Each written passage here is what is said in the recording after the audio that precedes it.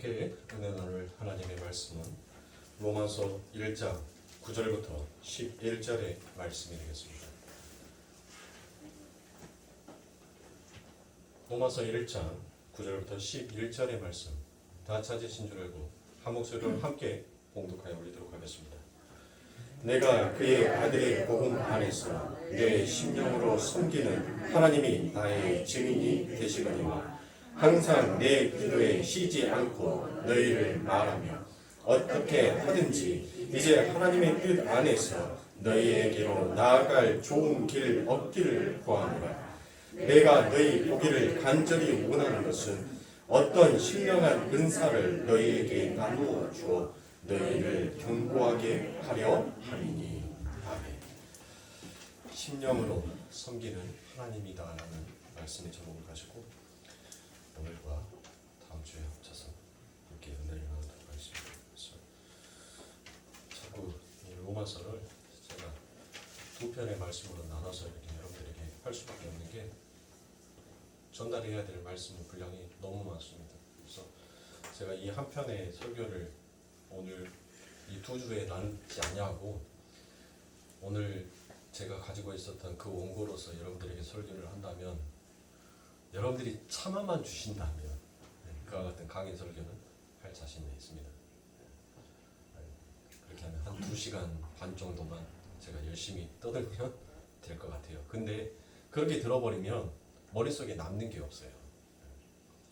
아이들이 가장 집중할 수 있는 그 시간과 그 다음에 점점 성장해 가면서 어른으로 되었어도 어른이 집중할 수 있는 그 집중력의 한계치가 있어요. 근데 그 한계점을 벗어나게 되면 그 뒤로부터는 그냥 울리는 꽹과리예요. 더 이상 들리지가 않아요. 그래서 제가 이렇게 자꾸 나누어서 좀 가다 보니까 창세기를 내가 왜 그렇게 바쁘게 그렸는지 왜 이렇게 우리 성도가 조금 이해하고 좀 소화를 시킬 수 있는 그와 같은 시간을 좀 드렸었으면 더 좋지 않았을까라는 생각이 좀 들더라고요.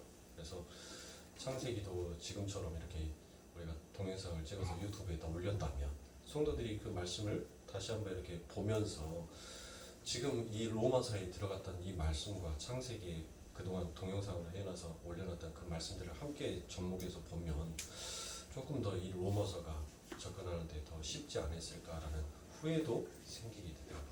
그런데 그 후회가 생기니까 여러분들 뭐 할 수 있어요? 앞으로 미래에 대한 발전이 있는 거예요. 후회가 없으면 발전이 없습니다. 그래서 제가 그것을 알았기에 이제 좀 더디가요. 그래서 아마 로마서는 저희가 이제 창세기를 1장부터 50장까지 오면서 거의 한 2년 조금 넘었죠. 2년 정도 했나요? 그 정도의 시간을 가졌는데 이 로마서는 아마 3년의 시간을 가지면 이 로마서 장은 작아요. 창세기보다 더 작아요. 1장부터 시작해서 16장밖에 안 되는데 한 3년을 생각하시면 이 로마서가 끝나지 아니할까 그와 같은 생각을 합니다. 그래서 한편으로 여러분들 이렇게 한 절 한 절 이렇게 나가는 것이 편하기도 해요. 그냥 어디에 어떤 말씀을 하나를 이렇게 딱 뽑아가지고 하는 것보다는 이렇게 쭉 그냥 성경책 1장 1절부터 시작해서 마지막 절까지 이렇게 쭉 가버리면 편하기는 하는데 그 편한 만큼 여러분들 준비해야 될 분량은 엄청나게 많다는 것을. 그래서 이 시간 귀를 바짝 여시고 그리고 하나님의 말씀을 그렇게 청종하여 주시면 감사하겠습니다. 사도가 로마 교회에 전해주고 싶어했던 신령한 것의 용도에 관해서 우리가 지난 시간에 함께 은혜를 나누었죠. 그 용도가 뭐였다라고 말합니까? 오늘 11절에서도 지금 사도가 밝히고 있어요. 그렇죠. 뭐라고 되어 있어요? 마지막 절에 견고합니다. 견고케 됩니다 라고 그랬죠. 그 견고케 됨 속에서는 뭐가 또 함께 있었습니까? 피차 위로함이 있었던 것이에요. 그러니까 너희가 지금 하나님의 복음 앞에서 견고하게 쓰게 하기 위해서도 내가 너희들에게 지금 이처럼 가고 싶었지만 또 함께 하나님의 복음 한 길을 걸어가면서 나도 너희들의 모습을 보고 위로를 받고 너희들 또한 나의 모습을 보면서 위로를 받았으면 좋겠다라는 그와 같은 마음에서 이 사도가 그렇게 로마를 향하여서 가고 싶어 했습니다. 그래서 오늘은 사도가 로마 교회에 전해주고 싶어 했던 그 신령한 은사가 도대체 무엇인지 그 부분에 대해서 구체적인 내용과 그리고 우리가 구절에 언급되어 있던 그의 아들의 복음 안에서 심령으로 섬기는 하나님이다라는 이 어구가 가진 메시지가 무엇인지 함께 은혜를 나누도록 하겠습니다. 자, 사도는 복음을 뭐라고 했습니까? 이 신령한 은사가 뭐다라고 그랬어요. 제가 지난 시간에 여러분들께 함께 은혜를 나눴죠. 신령한 은사가 바로 복음이다라고 얘기를 했어요. 그 신령한 은사가 어떤 병치료함을 갖게 하고 어떤 기적과 이적을 나타내는 것이 아니라 그 신령한 은사는 복음이다. 하나님의 올바른 복음 안에서 가는 것이 그게 신령한 은사다라고 얘기를 했습니다. 그래서 이 신령한 은사다라는 말을 직역을 하면 영적인 선물이다라는 그와 같은 뜻이 됩니다. 그래서 이 영적인 선물을 바로 헬라어로 표현을 하면 푸뉴마 티코스가 됩니다. 이 푸뉴마라는 것은 여러분들이 전부 다 아시고 계시죠. 푸뉴마가 뭐죠? 그렇죠. 영, 성령을 나타내는 것이죠. 그래서 이 성령, 영 안에서 파생되어진 언어가 바로 푸뉴마 티코스, 영적인 선물이다라고 이렇게 표현을 합니다. 그래서 다시 말해서 신령한 은사, 즉 성령으로부터 격발이 된 영적인 선물을 받고 나니까 드디어 그 사람이 뭐를 하더라? 하나님을 심령으로 섬기게 되더라라는 것입니다. 그래서 심령으로 섬긴다는 것은 성령으로 말미암고 성령에 의해서 주도되는 섬김을 뜻하는 것입니다. 그러면 여러분들 이 심령으로 하나님을 섬기는 것 말고 또 다른 종류의 섬김이 있을까요? 없을까요? 있죠. 그렇죠. 올바른 섬김이 있는 것 반면에 또 잘못된 섬김이 있습니다. 그래서 사도 바울이 로마서 10장에 가면 그와 같은 하나의 예를 들어요. 잘못된 섬김이 무엇인지에 대해서 사도가 얘기를 합니다. 로마서 10장 2절과 3절에 보면 내가 증거하노니 저희가 하나님께 열심히 있으나 지식을 쫓은 것이 아니라 하나님의 의를 모르고 자기의 의를 세우려고 힘써 하나님의 의를 복종치 아니하였느니라 라고 되어 있습니다. 자, 보십시오. 사도가 지금 뭐라고 얘기를 하는 거예요? 자신을 포함한 이스라엘 백성들이 그 유대주의가, 그 율법주의가 전부 다 하나님을 섬긴다라고 하는데 그 하나님을 섬기는 것 속에서 전부 다 뭐를 하더라? 자기의 의를 세우더라라는 것입니다. 그러니까 그것은 올바른 섬김이다라고 얘기를 할 수가 없는 거예요. 자, 여러분들에게 한 가지 제가 질문을 한번 드리겠습니다. 여러분들은 창조로를 믿으십니까? 아니면 진화로를 믿으십니까? 창조로를 믿죠. 대답 안 하신 분은 다 진화로잖아요. 창조론을 믿으시죠? 네, 그래요. 그 창조론을 믿는 이유는 여러분들 뭐예요? 내 안에 설명하지 못하는, 말하지 못하는 어떤 믿음이라는 것이 창조론적으로 나를 끌고 가게 되어 있단 말이에요. 자, 그런데 우리는 지식으로는 하나님께서 우리를 창조했다라고 얘기를 합니다. 그러나 내 삶 가운데 있어서는 전혀 창조론을 믿는 것이 아니라 지금 현 교회가 전부 다 어디로 가더라? 진화론으로 가더라는 것이에요. 무슨 말인지 여러분들 잘 이해가 안 가시죠? 제가 항상 여러분들에게 말씀드리는 그 제 말씀의 항상 결론은 뭐예요? 자기 부인이죠? 그리고 자기의 십자가를 메고 가는 거예요. 그러면 여러분들 왜 제가 이 창조론과 진화론을 가지고 얘기를 하는지에 대해서 여러분들 한번 잘 이해하시고 들으시면 됩니다. 자, 우리는 물론 우리의 모든 교육 과정들을 통하여서 학교 선생님이 좀 진화론의 어떤 것을 더 가치를 두고 있으면 자꾸 진화론 쪽으로 설명을 해요. 그리고 창조에 관련되어 있는 창조론을 의지하는 사람들은 창조의 질서에 대해서 더 강조를 합니다. 이 교사가 여러분들 교사의 10가지 헌장이 있는데 그 헌장 속에서 종교랑 교육은 분리되어야 된다. 종교와 교회가 어느 한쪽으로 편협할 수가 없다라고 되어 있어요. 그래서 항상 모든 종교를 교육에 있어서 평등해야 된다라고 그리고 그 평등 속에서 아이들에게 가르침을 줘야 된다라고 그렇게 얘기를 합니다. 네. 그런데 자기가 가지고 있는 그 가치관과 자기가 가지고 있는 그 세상 인간관이 세계관이 어느 쪽에 더 치우쳐져 있느냐에 따라서 교육 현장에서 그 교사가 가르치는 교육의 방향도 틀려지게 되는 거예요. 자, 여러분들 보세요. 올바른 복음을 섬기는 자는 우리들의 삶 가운데 있어서 반드시 터져 나와야 되는 것이 뭐냐면 우리는 자기의 자랑이 반드시 제거가 돼야 돼요. 그렇게 제거된 자, 그렇게 죽어있는 자가 결국 창조론을 믿는 그 성화의 단계에 이룰 수 있게 되는 것입니다. 자, 여러분들은 진화론을 부정하면서 지금 현재 대한민국 교회가 걸어가고 있는 길들을 한번 보시라고요. 전부 다 진화론자래요. 성화의 단계에 이르러야 된대요. 그러면 어떤 성화의 단계에 이르러야 되냐? 자기 것을 그대로 쥐고 있으면서 착하게 살자. 열심으로 율법을 지키자. 선을 행하자. 그것으로 자꾸 전부 다 뭐를 쌓은 거예요? 자기의 의를 쌓아서 자기의 구원을 완성시키려고 하고 있는 거예요. 창조론자는 여러분들 이미 완성되어 있는 그 구원을 향해서 자기가 끌려가는 거예요. 그 끌려감 속에서 자기의 모든 것들을 부정당하고 부인당하면서 가게 돼 있는 것이 그게 창조론이란 말이에요. 그런데 교회에서는 전부 다 그와 같은 가르침을 안 가르쳐요. 뭐 지금뿐만이 아닙니다. 옛날 바리새인들이 가르쳤던 것이 뭐예요?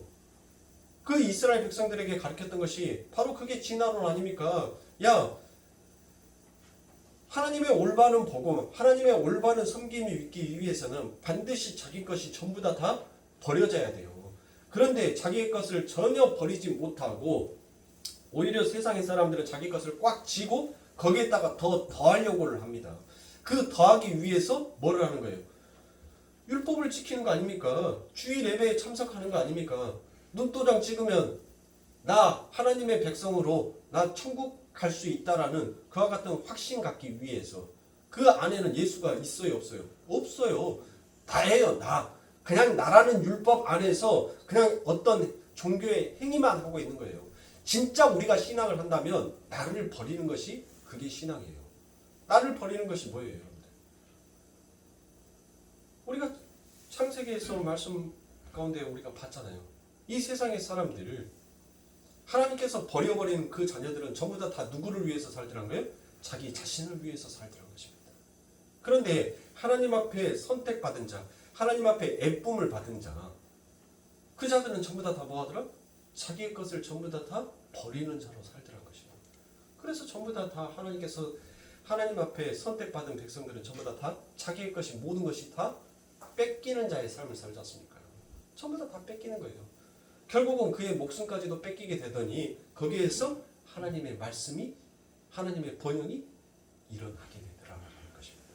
자, 그러니까 신령으로 하나님을 섬긴다는 것은 인본주의적 자기의 세우기 차원의 섬김과 대척점에 있는 섬김인 것입니다.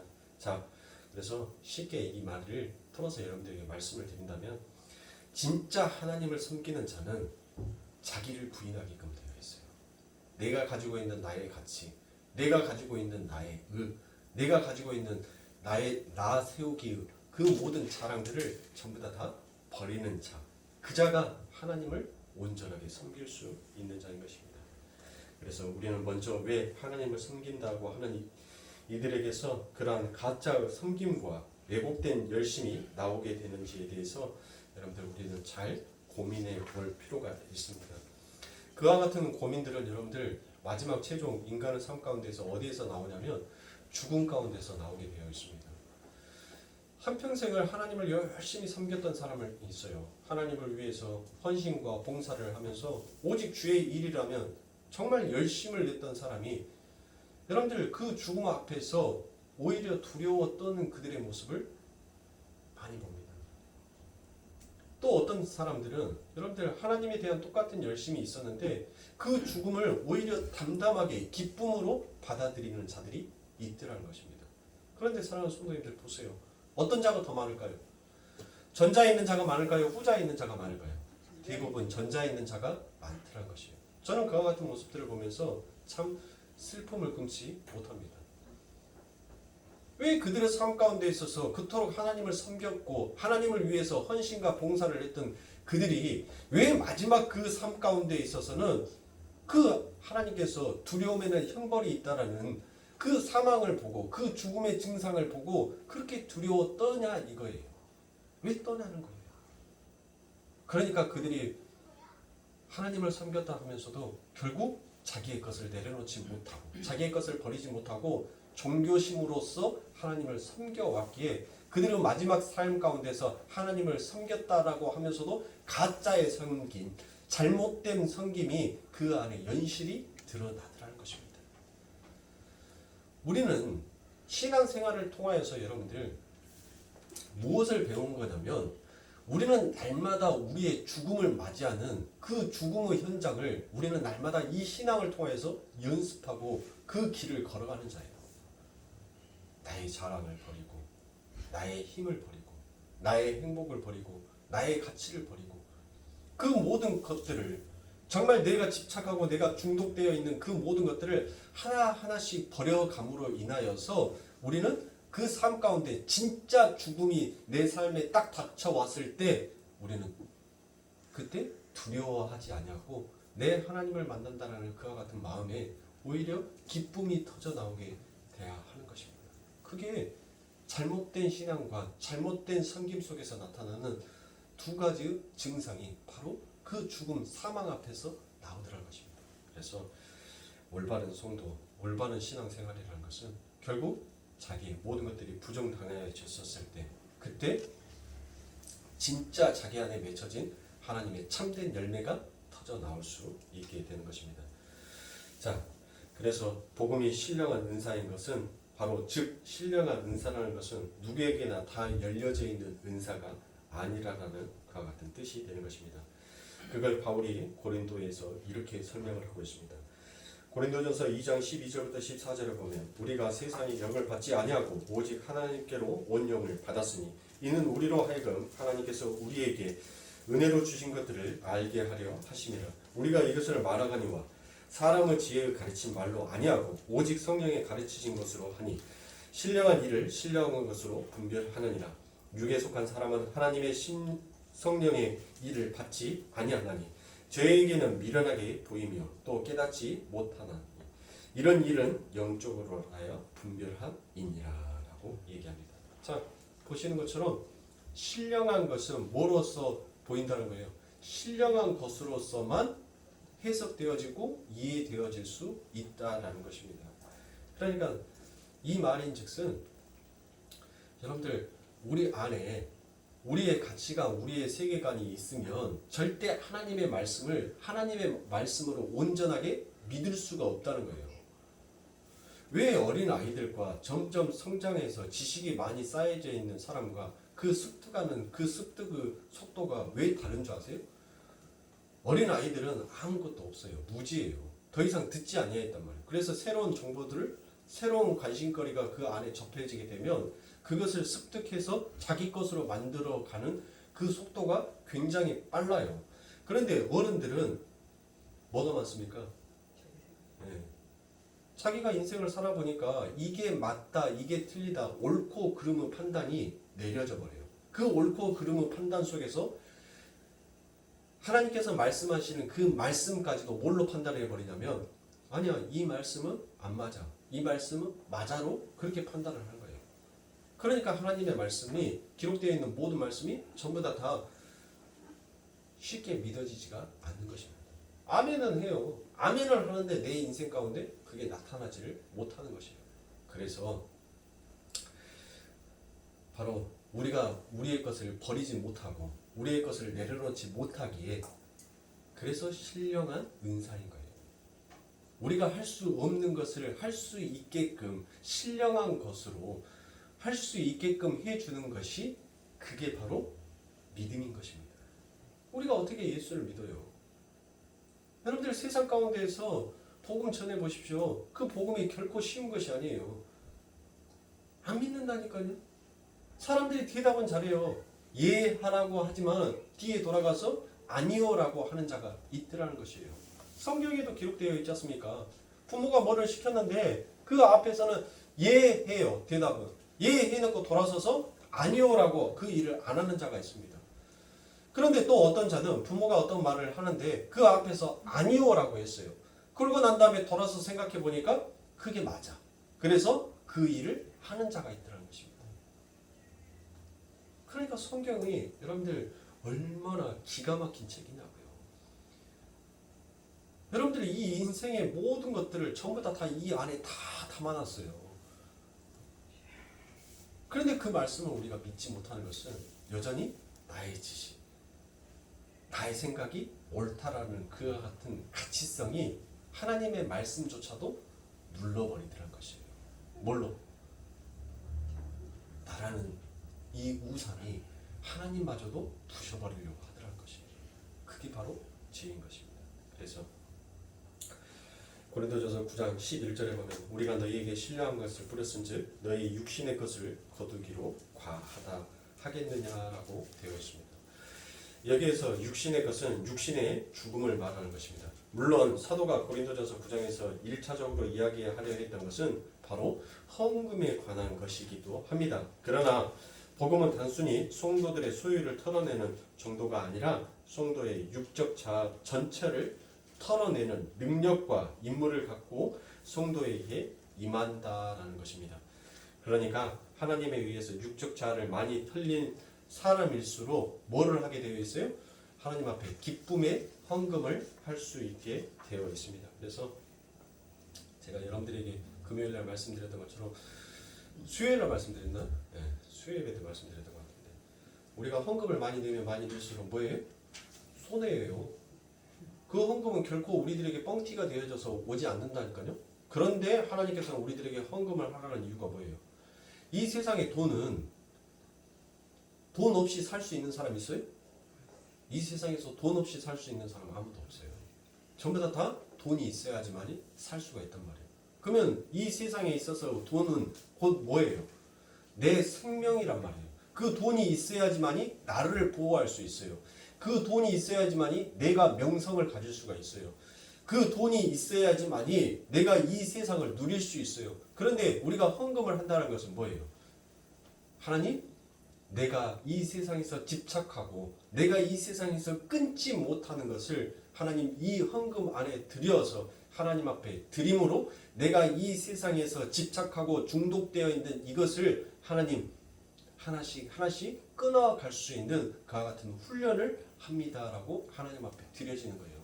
그러니까 내가 끊지 못하는 것, 내가 잘라내지 못하는 것을 그 헌금을 통하여서 하나님 앞에 잘라내는 훈련을 하는 거예요. 그래서 하나님께서 우리들에게 그 거룩한 제사에 이미 제사는 다 율법 안에서 폐해졌음에도 불구하고 지금 오늘날 우리들에게 그 거룩한 제사를 드리라라고 얘기를 합니다. 우리 성도님들이 너무 신중하게 지금 예배를 드리셔서 제가 하나 예화를 말씀드릴게요. 어떤 교회에서 지금은 날이 이렇게 좀 포근하니 이제 따뜻한 때가 되었어요. 예배를 드리는데 성도들이 반이 전부 다 목사에게 인사를 하더랍니다. 그래서 목사님이 조용히 말을 했어요. 성도님들, 지금 탄 냄새가 나는데 우리 교회에 불이 난 것 같습니다. 하고 목사님이 불이야! 하고 얘기를 했어요. 그러니까 그 얘기를 듣고 성도 중에 한 명이 그 예배 시간에 뻗떡 일어서서 불이야! 불이야! 불이야! 하면서 막 그 아들이에요. 다른 사람들은 조용히 다 앉아있는데 너 혼자서 졸고 있다가 뭐 한 거예요? 불이야! 하고 뛰어나간 거예요. 그래서 목사님이 여러분들이 지금 영적 전쟁터에 와서 제가 제 목소리를 바꿀 수도 없지만 이렇게 온화하게 말하니까 여러분들 제 목소리가 자장가처럼 들려서 주무시는 분들이 많이 있는데 주무시면 안 됩니다. 여러분들 영적 전쟁에서는 항상 깨어 있어야 돼요. 여러분들이 제가 지금 부르짖는 불이야라는 그 말 한마디에 눈을 번쩍 뜨시고 저렇게 호들갑 떨면서 불이야 불이야 하고 성전 예배당 문을 박차고 나가려고 하는 저 모 집사님처럼 여러분들 그렇게 그렇게 우리는 깨어 있어야 됩니다라고 얘기를 했답니다.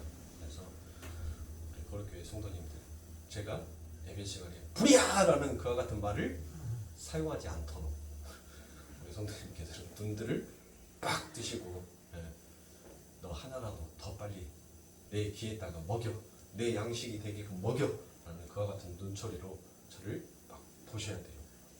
레이저를 막 쏘셔야 돼요. 그런다고 해서 째려보지는 마시고 말없이 째려보면 저분이 기분이 나쁘셔서 나를 저렇게 보신다냐, 황지편은 왜 저렇게 보신다냐 하고, 저도 사람인지라 시험 들 수가 있으니까 예쁜 눈으로 레이저를 쏘시면서 저를 막 쳐다보십시오. 자, 지금 우리가 여러분들에게 계속 이야기하고 있는 것은 바로 이 신령한 은사가 무엇이냐는 거예요. 도대체 이 신령한 은사가 무엇이기에 이토록 하나님께서는 그의 아들 안에서 심령으로 하나님을 섬기는 게끔 그렇게 했냐는 거예요.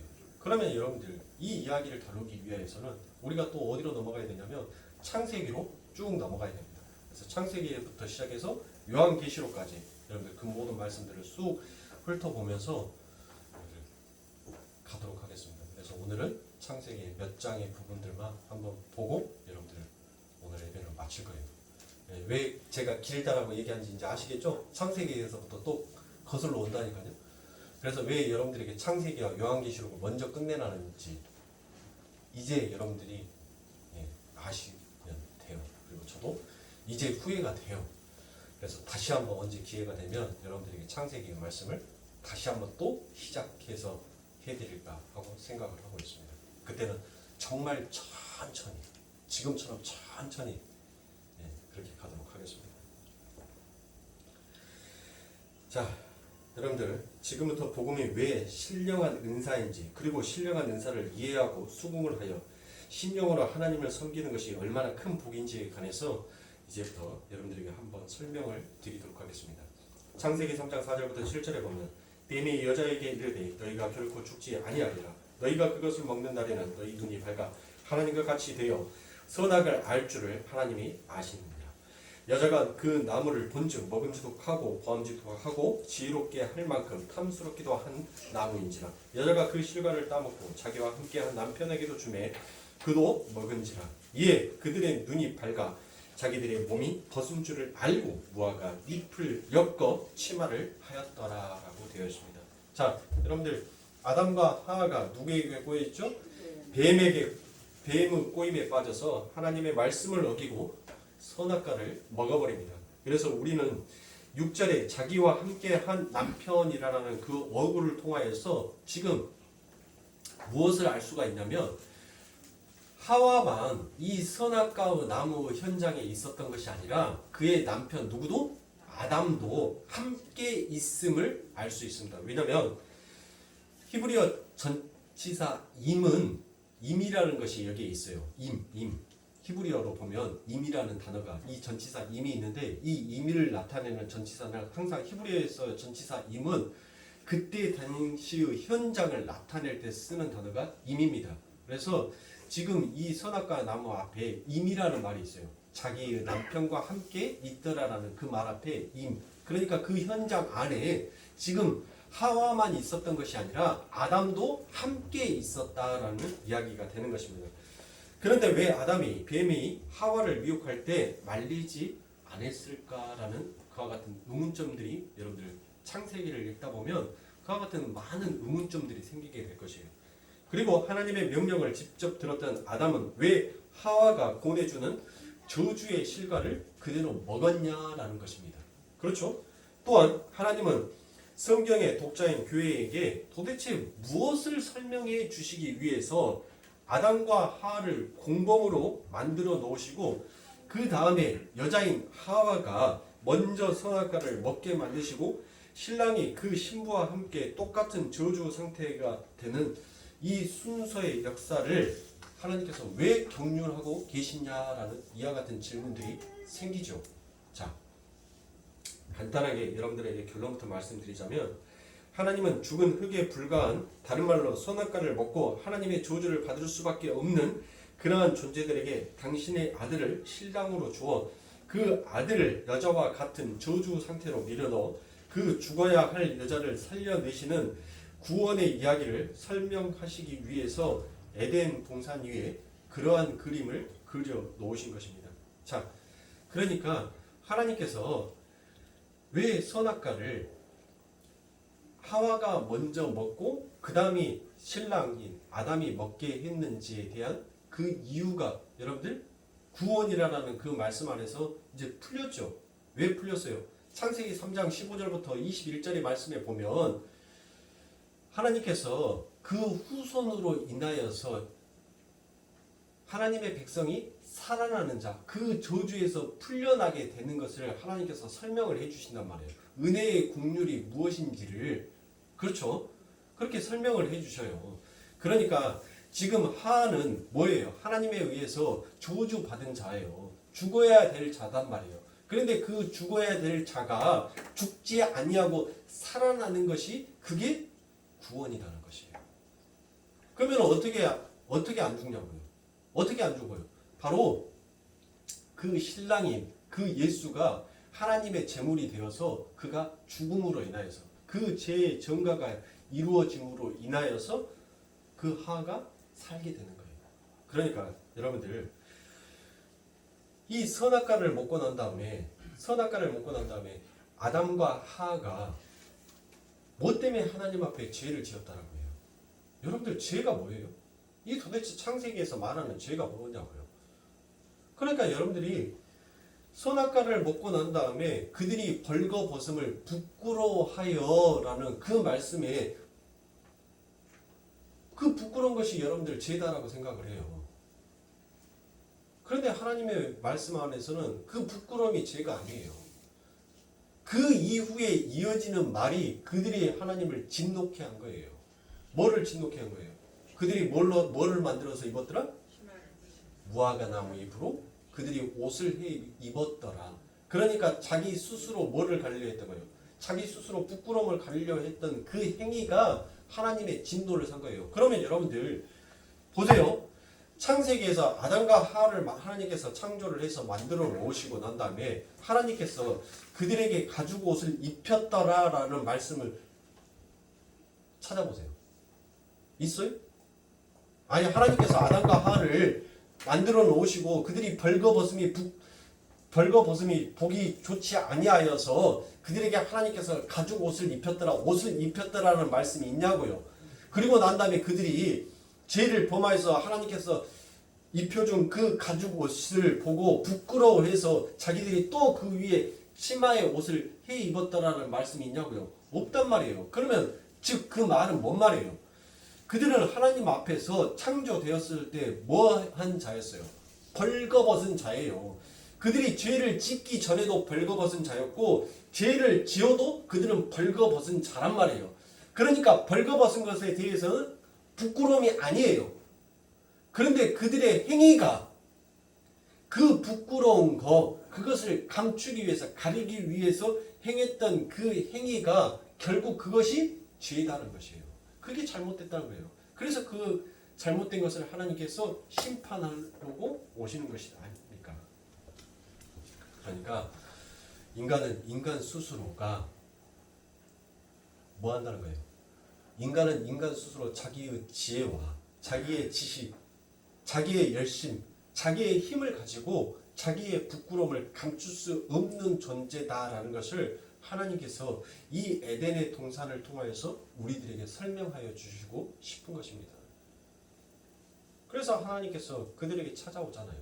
서늘한 날, 그 심판의 날 하나님께서 찾아오신단 말이에요. 그렇게 해서 찾아오셔가지고 그들에게 하나님께서 묻잖아요.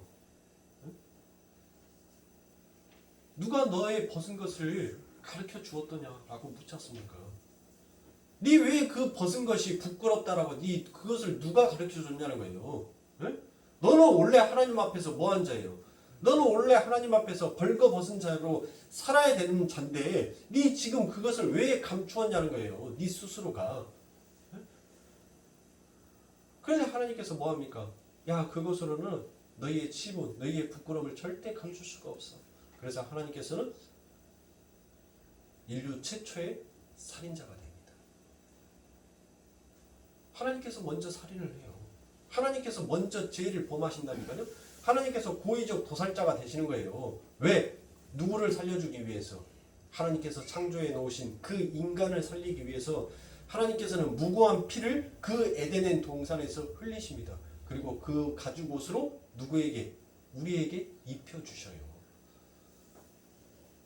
자, 그래서 하나님께서 이 인류의 여자의 후손으로 이 땅에 육신의 옷을 입고 오시는 거예요. 그 인간에게 인간이 저질러 놨던 그 고의적 살인, 하나님을 살해하고 싶어 했던, 하나님을 죽이고 싶어 했던, 하나님처럼 되고 싶어 했던 그 인간의 죄를 가지고 예수가 이 땅에 오셔서 그의 모든 죄들을 전가 받으시고 그분이 죽으심으로 인하여서 우리가 살아나게 되는 것.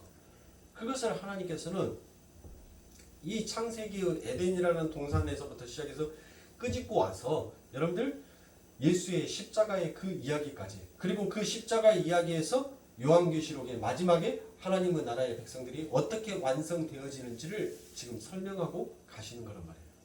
자, 여러분들 이 창세기에서 여러분들이 한 가지 깊이 생각해야 될 부분들이 있는데, 여러분들 보세요. 이 에덴의 동산에서 아담과 하와 외에 또 다른 자가 있나요? 아니, 에덴의 동산에 아담과 하와 이 두 사람 말고는 또 다른 사람이 있어요? 없죠. 없는데 하나님께서는 왜 이 아담과 하와 이 두 사람밖에 없는데 왜 그 생명나무를 화염과 두루 도는 그룹으로 하나님께서는 그것을 지키시냐고요. 왜 그 생명나무를 아예 없애버리거나 감추어버리지 아니하시고 하나님께서는 왜 그것을 지키게끔 만들어 놓으시냐는 것입니다. 자, 두 번째로 왜 처음의 자리를 벗어난 그 아담과 하와를 하나님께서는 그들을 죽이지 아니하시고 왜 그들을 살려 놓으시냐는 것입니다. 그리고 그 살아난 자는 왜 생명나무 열매를 먹어야 하는 존재로 살 수밖에 없는지를 왜 하나님께서는 그 생명나무를 놔두시면서 왜 자꾸 인간들에게 그걸 가르치냐고요. 그러니까 여러분들 보세요. 하나님께서 동산 중앙에, 에덴의 동산 중앙에 생명나무를 먼저 그곳에 둔 것이 아니에요. 생명나무는 도대체 어떤 나무인지를 언급을 안 해놨다니까요. 생명나무는 보암직도 하더라 먹음직도 하더라라는 그와 같은 나무가 아니에요. 그냥 생명나무예요. 그런데 선악을 판단하는 그 나무는 보암직도 하고 먹음직도 하게 생겼다라고 그 열매가 어떻게 생겼는지에 대해서 그 나무가 어떠한 나무인지에 대해서 성경은 구체적으로 그 내용을 밝히고 있단 말이에요. 그런데 왜 하나님께서는 그 동산 중앙에 선악을 판단하는, 선악을 알게 하는 그 생명나무를 왜 그곳에 두셨냔 말이에요. 차라리 그곳에 선악을, 생명나무를 그곳에 두셔야지 왜 선악을 아는 나무를 그렇게 두셨냐고요. 우리가 생각하는 우리의 지식으로는 하나님 선과 악을 아는 나무를 화염검과 그룹으로 둘러싸서 그것을 지키게 하시고 그것에 접근을 못하게 하시고 하나님께서 동산 중앙에 보암직도 하고 먹음직도 한 생명나무를 하나님께서 그 동산 중앙에 왜 놔두시지 아니하고 왜 하나님께서는 인간이 꼭 그 죄를 범하라고 거기에다가 그렇게 놔두시냐 이 말이에요. 여러분들 이와 같은 생각 안 드세요? 왜? 그러니까 하나님께서는 우리들에게 뭐를 가르쳐주고 싶을 거예요? 하나님의 은혜, 하나님의 긍휼, 하나님의 덮음, 하나님의 지킴이 아니면 너희들은 죄를 범할 수밖에 없는 존재다라는 것을 하나님께서 가르쳐 주시기 위해서 그 동산 중앙에 하나님께서 선악을 알게 하는 그 선악과의 나무를 두셔놓은 거예요. 그 선악과의 나무가 아담과 하와가 창조되고 난 다음에 어느 날 갑자기 그 동산 중앙에 빡 하고 하나님께서 다시 심어놓은 게 아니란 말이에요. 에덴의 동산이 완벽하게 모든 것들이 다 창조가 되어졌을 때 그때 아담과 하와가 그들이 만들어졌고 그들이 그곳에서 생활을 하게 되었단 말이에요. 그러면 그 선악을 알게 하는 그 나무를 왜 그들이 먼저 먹지 않았냐는 거예요. 왜 뱀이 와서 꼬셔야지만이 그 선악에 아는 나무를 먹었냔 말이에요. 그러니까 뭐예요? 뱀이 나타나기 전까지는 인간이 자기의 의를, 자기의 자랑을, 아니 보세요. 동산에서 살다 보니까 전부 다 이거 다 내 거야. 동물도 야 누구야 와라 누구야 와라 하면은 부르기만 하면 전부 다 와갖고 그 앞에서 고개를 넙죽 엎드리면서 순종을 하기 시작해요. 그러니까 뭐예요? 자기가 뭐가 되는 거예요? 자기가 이 나라 왕이잖아요. 에덴이라는 나라의 왕이란 말이에요. 이게 내 마음대로 다 되네? 그러면 저 하나님도 내 마음대로 움직일 수도 있겠네라는 그와 같은 인간의 사악함이 결국은 그 선악을 알게 하는 그 나무에 미혹되어져서 나오더란 것이에요. 그러니까 우리는 하나님의 은혜의 장중, 하나님의 지키심과 보호하심이 아니면 언제든지 죄의 현장에 불나방처럼 뛰어들 수밖에 없는 존재다라는 것을 이 에덴의 선악과의 나무를 통해서 깨닫게 하여 주신 것입니다. 그래서 너희들은 이렇게 죽을 수밖에 없는 자, 하나님의 저주에 밖에 놓여줄 수밖에 없는 너희들에게 하나님께서 너희들을 살려내기 위해서 이 신령한 은사, 하나님의 올바른 복음, 하나님의 말씀에 의해서 너희들을 하나님께서 다시 지키시고 살려내시겠다는 것이 그게 뭐예요? 그게 생명나무예요. 그게 생명나무. 내가 너희들을 죽이지 아니하고 다시 너희들 안에 새로운 마음, 새 뜻을 품어서 다시 하나님의 말씀 앞에 순종할 수 있는 자, 그 자로 서 가는 것이 바로 생명나무다는 것이에요. 그래서 하나님께서는 그 화영관과 그룹으로 그 나무를 지키시는 것입니다. 아무도 생명나무는 여러분들 보세요. 생명나무는 아무한테나 주어지는 나무가 아니에요. 생명나무 입장에서 이 생명나무가 선택되어진 자에게만 그 생명의 열매를 준다니까요. 길거리 나가보세요 여러분들. 이 시간에도 닐일이 하면서 관광버스 타고 지금 꽃구경 다니는 차들이 얼마나 많아요. 네? 코로나라고 뭐고 그냥 뒷전이라니까요. 죄의 눈이 덮어버리면, 쾌락의 눈이 덮어버리면 죄는 뒷전으로, 하나님의 말씀, 옳음은 뒷전으로 가는 거예요. 그게 인간의 모습인 거예요. 그러니까 그 인간의 추악함을 하나님께서는 연실히 날마다 드러내고 있는 것입니다. 그래서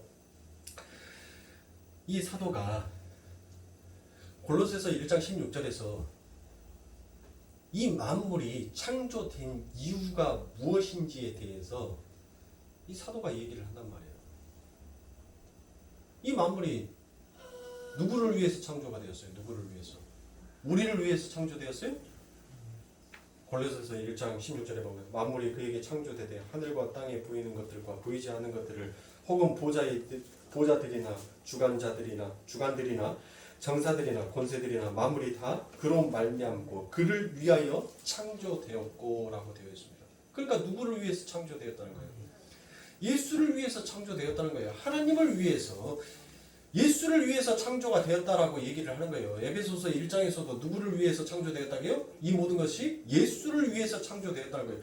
그러니까 여러분들 이 세상의 모든 것들은 바로 예수를 위해서 창조된 것이지 우리를 위해서 창조된 것이 아니에요. 그러니까 우리는 진정한 하나님 앞에서 자유를 누리기 위해서는 오직 예수 생명 안에 들어가 있을 때만 진정한 자유를 누릴 수 있는 거예요.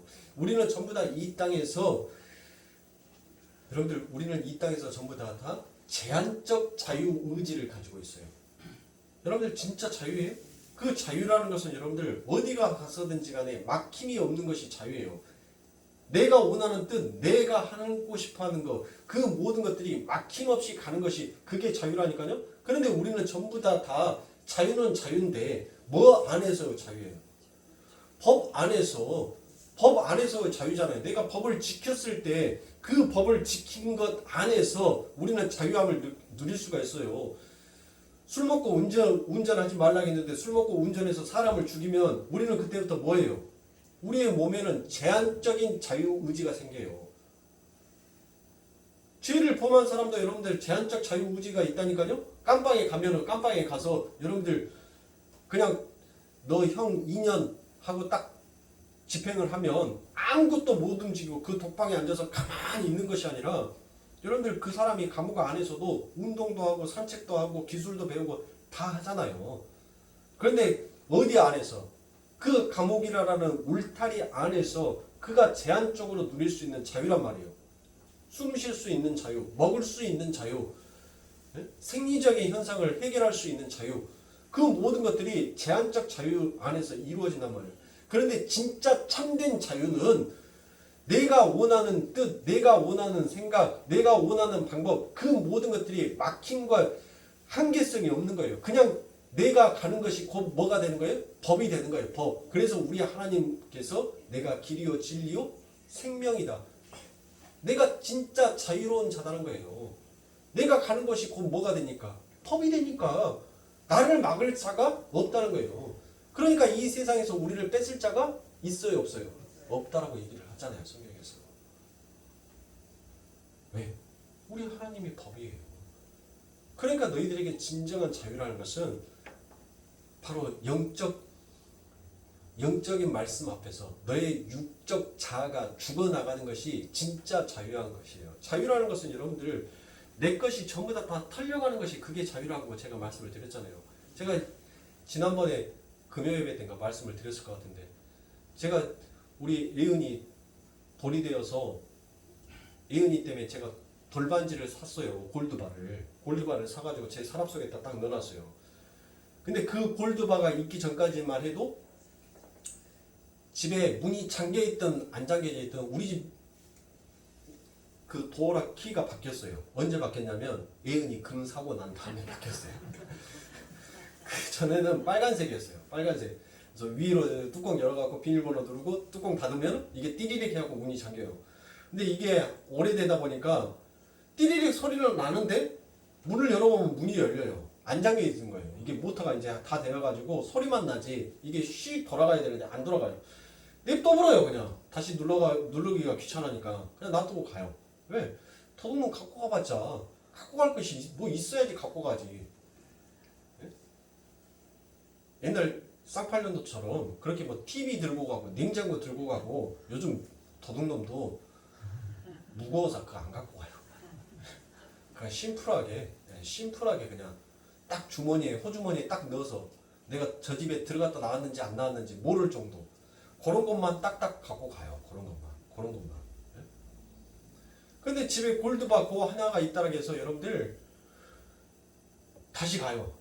문 잠겼나 안 잠겼나 하고 문고리를 다시 한번 이렇게 흔들어 봐요. 당겨봐요. 문 잠겼네 하면 이제 그때 돌아서서 가요. 그러고 난 다음에 그거를 이제 예은이 생일이 돼서 예은이 좁혔어요. 좁고 난 다음에 그뒤부터는 얼마나 자유한지 몰라요. 왜? 사람이 돈 낼 만한 것이 없으니까. 그러니까 문이 잠겨있대. 말도 그냥 가는 거예요. 그냥 가. 자유라는 것은 여러분들 내가 가지고 있는 나의 모든 것이 털려나가는 것이 그게 자유예요. 내 생각, 내 가치, 내 인생과 나의 모든 것들이 전부 다 버려졌었을 때 그때 나는 자유함을 느낄 수 있어요. 그래서 죄에서 우리가 자유한다는 것은 그 죄를 아버지 하나님께서 전부 다 우리의 모든 죄를 지우개로 다 지워버렸다는 것은 뭐예요? 너희들은 이제 자유한 자다는 거예요. 너희들은 어떠한 법정으로도 너희들을 구속할 만한 그 법이 없다는 거예요. 왜? 하나님께서 그 모든 법조문을 전부 다 뭐 했어요? 완성해버렸으니까 그 죄에 대한 모든 법조문에 나와 있는 그 법에 의해서 하나님께서 전부 다 자기의 목숨으로 그 형벌을 다 사버렸었으니까 그래서 일사부절의 원칙 한 번 그 죄로 인하여서 죄를 범하여서 형벌을 받으면 그 죄로 인하여서 다시 너 감옥 가게 할 수 있어요 없어요? 없잖아요. 못한단 말이에요.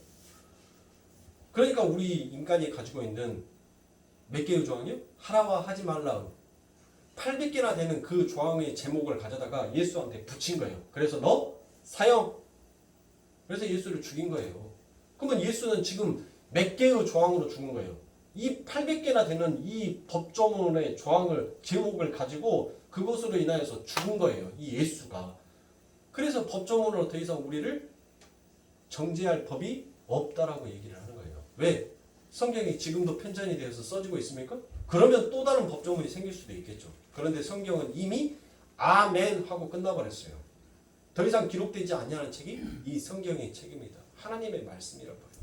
그러면 더 이상 만들어진 법이 없으니까 우리는 하나님의 말씀 앞에서 자유한 자가 되는 거예요. 여러분들 이처럼 하나님 앞에서 올바른 섬김을 할 수 있는 자는 자기의 모든 것들이 다 탈리고 자기의 모든 가치성이 전부 다 내려졌었을 때 그때 참된 하나님을 섬길 수 있는 것입니다.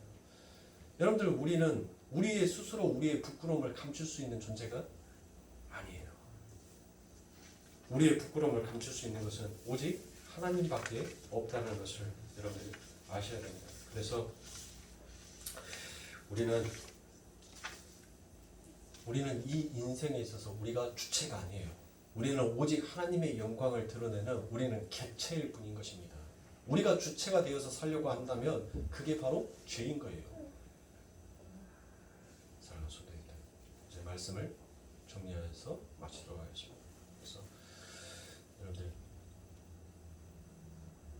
우리는 하나님 앞에서 벌거벗은 자예요. 벌거벗은 자. 근데 그 벌거벗은 우리의 처음의 모습을 우리 스스로 무엇인가 해서 어떤 행위를 해서 그것을 감추려고 한다면 그게 바로 하나님 앞에 죄인 것입니다. 여러분들 벗고 다니란 말이 아니에요. 옷 활딱 벗고 다니란 말이 아니에요. 이 말씀을 잘못 해석해서 여러분들 옷 안 입고 다니는 민족이 있어요. 네, 옷 안 입고 다니는 나라가 있다니까요. 네. 그 말씀 아니에요, 여러분들.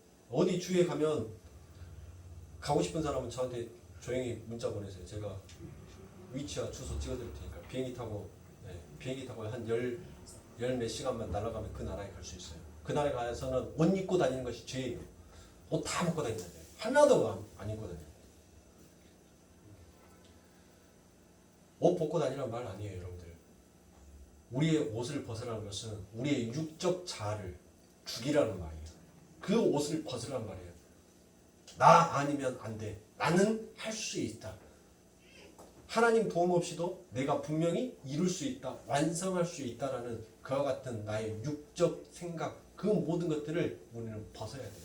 그것들을 전부 다 벗고 오직 하나님의 은혜, 그 은혜가 나를 덮어주시는 그 은혜의 장중 안에서 우리가 살아야 된다는 것을 사랑하는 성도님 잊지 마시길 바랍니다. 그래서 다음 시간에 오늘 했던 말씀들에 대해서 다시 한번 간단하게 더 설명을 해드리고 다음 주에 나아가야 될 말씀에 대해서 여러분들 다시 한번 말씀을 드리도록 하겠습니다.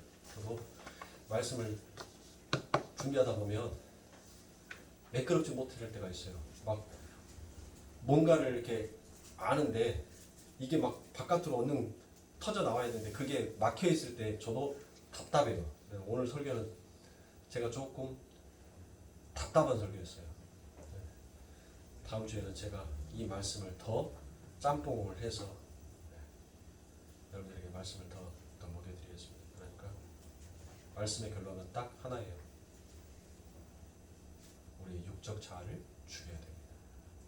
그 자가 올바르게 하나님을 섬길 수 있는 자고 그 올바른 섬김을 하기 위해서 우리 하나님께서 신령한 것, 그 신령한 은사로 그 올바른 복음의 말씀으로 우리를 훈육하고 가르치고 계신다라는 것을 여러분들 마지막 끝으로 잊지 마시고 이 말씀 가지고 한 주간도 승리하시는 여러분들의 삶이 되시길 주님의 이름으로 축원합니다. 기도하겠습니다.